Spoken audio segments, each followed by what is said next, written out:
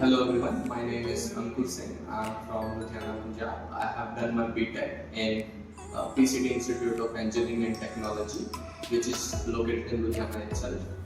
In my college, Pyspiders Institute came as it was offering internship opportunities. So I got selected for that, and that's why I came to Bengaluru BTM branch for studying and doing my internship through Pyspiders. I did my internship in Python full stack. So there I got the opportunity to learn from fine quality mentors. I have learned a lot through these past 2 months from Rajesh or maybe the teacher of aptitude. These guys have taught me really well and polished my skills.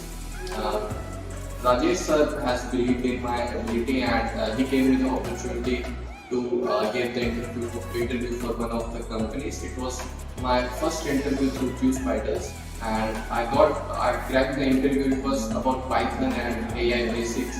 I knew the basics because it was being covered in the class itself.